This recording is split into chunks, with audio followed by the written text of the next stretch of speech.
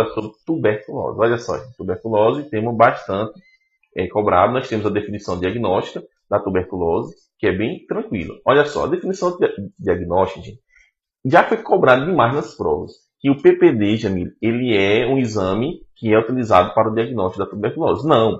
O PPD, ele auxilia, ele é algo auxiliar, mas o que vai diagnosticar a tuberculose pulmonar será o quê? Principalmente, o que é mais utilizado hoje é a baciloscopia direta do escarro.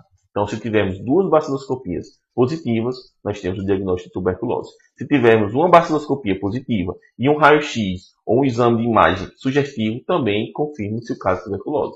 Se tivermos uma baciloscopia e uma cultura positiva, também é confirmado. Mas, em alguns casos, a baciloscopia ela dá negativa. E isso não quer dizer que a pessoa não tenha a tuberculose. Por exemplo, se ela tem duas baciloscopias que foram negativas, mas fez uma cultura e deu positivo, porque ela tem os sintomas, os sinais que são sugestivos da tuberculose, é considerado também como tuberculose. Agora, gente, o que é que pode cobrar na sua prova além disso? Olha só, TRM. O que seria, professor, o TRM? Gente, TRM é o teste rápido molecular. É feito também com a amostra do escarro. É uma amostra menor, apenas 1 ml, enquanto que na baciloscopia do escarro, geralmente são 5 ml. Ele é feito só uma vez e ele é importantíssimo e tem uma especificidade de certeza bem superior à baciloscopia. Se a pessoa tem tuberculose, gente, ela não tem uma sugestão de tuberculose, mas nunca recebeu algum tratamento com antituberculostáticos, então ela pode fazer isso para fazer o diagnóstico. Agora, se é uma pessoa que já fez algum tratamento por mais de 30 dias, entendeu, Jamil? Né? Como a gente tinha conversado, se tem um tratamento por mais de 30 dias, se é uma pessoa que teve um tratamento multiresistente, nesse caso esse TRM não é um método eficaz para diagnóstico, e sim para nós verificarmos a resistência à rifampicina. Então tem essas duas funções o TRM, tanto para fazermos o diagnóstico, né, gente, de pacientes novos que fizeram tratamento por até 30 dias, no máximo, anteriormente, ou casos novos, e também identificar se tem essa pessoa que já fez algum tratamento, se ela tem resistência à rifampicina. Então, vamos aqui para o quadro verificar de forma bem didática. Olha só, nós temos a definição diagnóstica da TB, duas amostras de escarro, né, uma na primeira consulta e outra no dia seguinte, e nós teremos a seguinte conformação, né, Jamil? Duas baciloscopias diretas positivas, ou uma baciloscopia direta positiva e cultura positiva, ou ainda uma baciloscopia direta positiva e uma imagem radiológica sugestiva de tuberculose, e ainda duas ou mais baciloscopias diretas negativas e cultura positiva.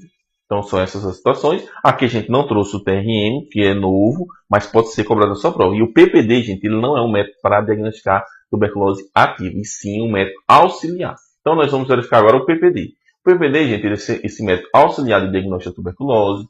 A pessoa será reatora, então nesse caso não é suficiente para o diagnóstico da tuberculose, tem que se fazer exames que são mais específicos que nós falamos. E como é que será feito o PPD? Olha só, gente, o PPD ele é 0,1 ml intradérmica, ele é feito na face mediana, um terço mediano do antebraço esquerdo, e a leitura dele será feita de 48 a 72 horas, podendo ser feita até 96 horas após. Então, olha só, leitura 48 a 72 horas após a aplicação, podendo ser até 96 horas, no terço médio da face anterior do antebraço esquerdo, e genericamente a pessoa será não reator se for abaixo de 5 milímetros, e será reator se for maior ou igual a 5 milímetros. Nós tínhamos antes reator fraco, reator forte, não reator, isso não existe mais. Essa classificação não existe mais.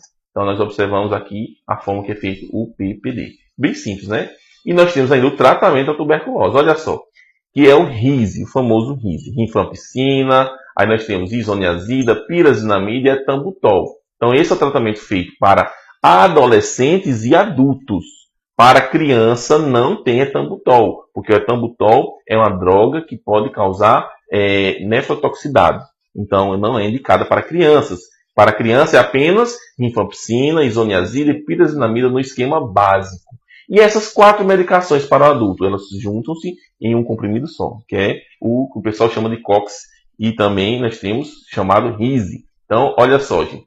O etambutol foi inserido devido à resistência à isoniazida, Então, são 4 drogas em um comprimido. E de que forma é feito? Gente? Nós temos na criança, como eu falei para vocês, apenas rifampicina, isoniazida e pirazinamida. Isso na fase intensiva, na fase de ataque, por 2 meses. Então, nós temos aqui na criança, nessa fase intensiva, rifampicina, isoniazida e pirazinamida. E na fase de manutenção, em todos os casos, criança, adulto, pessoas com tuberculose meningia, vai ser feito apenas os 2 primeiros, que é qual? São quais? Rifampicina e isoniazida. Então nós temos na fase de manutenção, rifampicina e isoniazida. Olha como ficou fácil. Agora na fase para o adulto, gente. Para o adulto nós teremos, além do que a gente tem para a criança, teremos o etambutol. Então adultos e adolescentes na fase intensiva teremos rifampicina, isoniazida, pirazinamida e etambutol. E na fase de manutenção é a mesma, 4 meses, rifampicina e isoniazida. Lembrando que a fase intensiva são 2 meses. E a fase de manutenção são 4 meses. Agora, na tuberculose meningia, gente, que é uma tuberculose grave, que é o micobactério tuberculose nas meninges, que é uma neuro-TB, que é uma meningite que é causada pelo micobactério tuberculose, nós teremos a fase de manutenção 7 meses. É só saber isso. E é o mesmo esquema da fase adulto e adolescente. Então, aqui nós teremos rifampicina, isoniazida, pirazinamida e etambutol por 2 meses. E teremos a fase de manutenção, rifampicina e isoniazida. Olha só, informações importantes. Eu sei que você que estuda com a gente já sabe isso de trás para frente, né, Jamile? Mas sempre é bom a gente revisar. Exato. Então, até porque esses esquemas, eles, por terem tantas drogas, o aluno pode acabar confundindo em relação à duração, manutenção, intensiva. Então é sempre bom estar revisando para não ter nenhum tipo de confusão. Pronto, gente. Então, nós vamos agora verificar a nossa questão, que é bem simples. Olha só, a questão da UFPR, do IBFC de 2015. Um paciente de sexo masculino, 45 anos, foi internado na unidade de moléstias infecciosas com diagnóstico de tuberculose pulmonar. O enfermeiro da unidade orientou a equipe de enfermagem para, durante os cuidados prestados ao paciente, a adoção de... Então, alternativa A, precauções para a transmissão de contato. Então, vamos só fixar aqui, pessoal. O paciente, ele tem um diagnóstico de tuberculose pulmonar. Então, qual vai ser o contato, né? Qual vai ser a precaução que eu vou ter, né? Qual vai ser o cuidado que eu vou ter com esse paciente? Eu vou ter uma precaução para a transmissão de contato? A TB é uma transmissão de contato? É uma transmissão por gotículas? Ou é uma transmissão por aerosóis?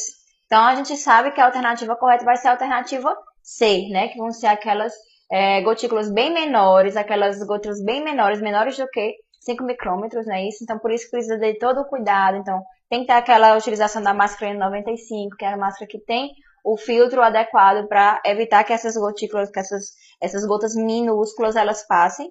Mas a gente também tem como exemplo, né, na alternativa A, uma transmissão por contato, algumas dermatites com infecção bacteriana, infecção viral. Transmissão por gotículas, a própria pneumonia, que também vai ter o cuidado, vai ser simplesmente a utilização, além de toda a precaução padrão, a utilização da máscara cirúrgica.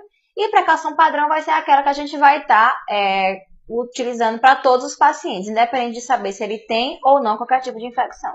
Porque a gente não sabe, até que se prova o contrário, qual é a patologia ou os cuidados que a gente tem que ter com aquele paciente. E quando a gente fala de isolamento reverso, Romulo, o que a gente está citando? Então, aqueles pacientes que têm aquelas doenças autoimunes, né, que tem algum tipo de comprometimento autoimune e que precisa realmente de isolamento reverso. O isolamento vai ser para evitar que ele adquira qualquer tipo de patologia, porque ele tem uma diminuição da imunidade devido àquelas patologias como, por exemplo, as autoimunes. Então, fechando agora a nossa discussão, a gente sabe que a alternativa correta vai ser a alternativa C. Isso é importante, que você falou bem interessante, que são pequenas gotículas que são menores que 5 micrômetros. E no manual do Ministério da Saúde 2014, no guia de bolso, lá fala em partículas de gotículas, no caso da tuberculose. E muitas pessoas por isso ficam com dúvida. Na verdade, é gotículas ou são aerosóis? Gente, são partículas de gotículas pequenas, menores que 5 micrômetros, que se denomina aerosóis. Então, por isso, por ela ser tão pequena, então por isso que ela é denominada como aerosóis. Se for maior que 5 micrômetros, aí são gotículas. E qual a diferença? Isso é importante a gente frisar. A diferença é que o aerosol, ele vai ficar suspenso no ar, no ambiente como um todo. Por isso que o profissional precisa utilizar uma máscara N95, uma PFF2 com filtro. Inclusive o quarto, o ideal é que seja privativo e que tenha uma pressão negativa, que tenha um filtro no próprio quarto. Isso é difícil na nossa realidade, né? E também a gente observa que no caso de gotículas, como por exemplo a meningite bacteriana, uma influenza, nós não precisamos utilizar essas máscaras PFF2 ou N95, que são gotículas, e essas partículas, elas, por ter uma densidade maior, são pesadas, né? Mais pesadas, elas não ficam suspensas em todo o ambiente, elas ficam até 1 metro de distância em média. Então, Por isso que eles já podem ficar, não precisam ficar em quartos de isolamento, né? E sim em quartos que obedeçam essa distância entre um leito e outro. E a gente utilizar só a máscara cirúrgica. E máscara cirúrgica entre as pessoas que estão E fazendo vamos lá, gente, falar agora